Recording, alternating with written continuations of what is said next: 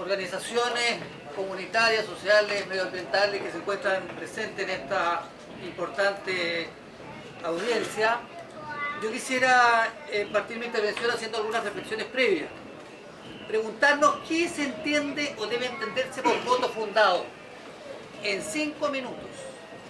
Voto fundado sobre el plan regulador. Estamos hablando de un trabajo técnico de mucho tiempo, años, 10 años por lo menos, y por lo tanto es bastante poco el tiempo que tenemos como para desplayarnos y hacer análisis muy acabados, muy profundos. ¿Cómo se hace eso en 5 minutos? 29 observaciones. De las 29 observaciones yo cuento 10, porque las otras 19 son cuestiones absolutamente subsanables y yo no puedo dejar, por una cuestión de honestidad y de transparencia, no puedo dejar de ser crítico del trabajo municipal en esto. Porque la gran mayoría de las 19 observaciones son errores, hasta infantiles algunos de ellos, en el trabajo municipal. El cuestionamiento es claro, hemos estudiado tal como se ha dicho acá, todo esto en conjunto lo hemos debatido con los propios colegas antes de esta votación. De las 10 de fondo, claramente, como decía la persona que me antecedió en la palabra, hay cosas que son perfectamente subsanables y a propósito de estos planes seccionales, por ejemplo, podrían buscarse formas de resolverlo. ¿Cuál es la cuestión de fondo que en mí, por lo menos, hace ruido y hace sentido? Primero, es que nos hacen votar una cuestión en la que no tuvimos ninguna participación. El Consejo Regional no tiene o no ha tenido ninguna participación. Y yo quiero expresar una pública discrepancia con algunas de las cosas que se han dicho acá a propósito de cómo debemos votar. Porque se dice que nosotros primero teníamos que pronunciarnos por las 29 observaciones. Después nos dicen, y si nos apegamos a la norma que regula nuestro funcionamiento, dice que nosotros debemos pronunciarnos sobre el plan regulador. Yo pregunto, ¿qué hubiese pasado si no hubieran observaciones? Si no hubiese ninguna, ¿tendríamos que pronunciarnos o no? Yo creo que sí.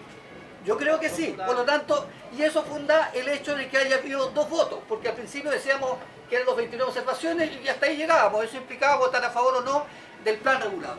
Yo creo que había que manifestar una opinión, porque aquí puede pasar una figura rara, como por ejemplo que mi observación negativa sobre el plan regulador no tenga que ver con las 29 observaciones, y yo tenga otras, por ejemplo.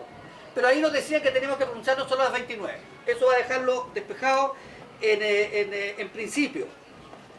Tenemos que pronunciarnos de una forma absurda, porque es absurdo que nos digan que tenemos que pronunciarnos sobre 29 observaciones, o sí las 29 observaciones, o no las 29 observaciones. ¿Y qué pasa si mi voto es mixto? Si yo comparto algunas de las observaciones y otras no.